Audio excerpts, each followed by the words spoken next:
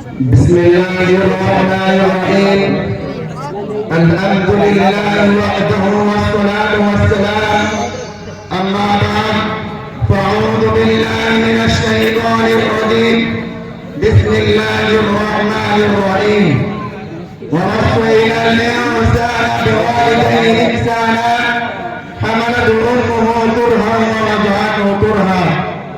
محترم سامعین اور میرے دینی بھائیوں اور دوستوں، قرآن مقدس میں اللہ رب العزت نے کئی جگہ اپنی عبادت اور اپنے حق کے ساتھ والدین کے حق کا بھی ذکر فرمایا، اور جہاں مالک ارض و سماء و خالق کائنات نے اپنی عبادت کی تاکید فرمائی ہے، وہاں والدین کے ساتھ اس نے سلوک اور وفاداری کی بھی تاکید فرمائی ہے۔ کہیں فرمایا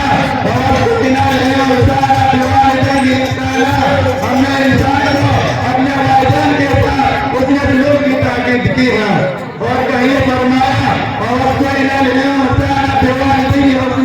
ہم نے انسان کو اپنے ماں باپ کے ساتھ ہمدردی کی تاکید کی ہے۔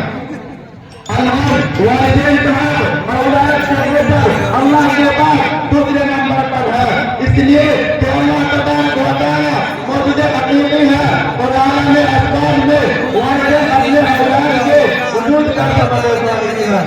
اس لیے اللہ تعالیٰ نے جگہ جگہ ماں باپ کے حقوق کی اہمیت کی تاکید فرمائی ہے کہ ہمیشہ اپنے والدین کے ساتھ اچھا سلوک کرتے رہو، ان کی تعظیم محبت اور خدمت گزاری کو اپنی سعادت سمجھو۔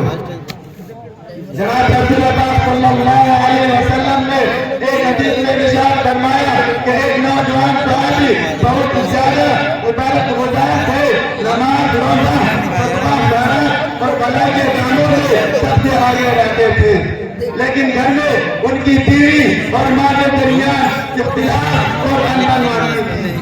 وہ بیوی کی بات میں آ کر ماں کے اوپر بیوی کی بات کو ترجیح دیتے تھے، جس کے نتیجے میں ماں ان سے بہت زیادہ خفا رہتی تھی۔ اتفاق سے اس نوجوان کی موت کا وقت آیا، ان سے گلے ملائی پڑا جاتا تھا، تو ان کی بیوی نے حضور صلی اللہ علیہ وسلم کے پاس یہ کہنا پوچھا کہ میرے شوہر قضا کی حالت میں ہے تاکہ وہ جناب کو بچائے۔ حضور اکرم صلی اللہ علیہ وسلم بنت رفیق تشریف لائے اور حضور صلی اللہ علیہ وسلم نے کہا کہ کلمہ پڑھو۔ حضور نے کہا کہ مجھے اس کی طاقت نہیں ہے کہ کلمہ پڑھوں۔ تو حضور صلی اللہ علیہ وسلم نے معلوم کیا کہ ان کی والدہ زندہ ہے، لوگوں نے کہا جی ہاں۔ تو حضور صلی اللہ علیہ وسلم نے والدہ کو بلایا اور ان سے کہا کہ اپنے بیٹے کو معاف کر دو۔ تو والدہ نے جواباً کہا کہ انہوں نے بہت یقین دکھایا ہے، انہیں معاف نہیں کروں گی۔ تو اس پر حضور صلی اللہ علیہ وسلم نے لکڑیاں جمع کرنے کا حکم دیا اور اس میں آگ لگا دی گئی۔ پھر ماں سے پوچھا کہ کہیے اگر ہم تمہارے اس بیٹے کو آگ میں ڈال دیں تو تم اپنے بیٹے کو بچانے کی سفارش کرو گی؟ ماں نے کہا میں انہیں چند باتوں پر اپنی تقریر ختم کرتا ہوں۔ وما علینا الا البلاغ۔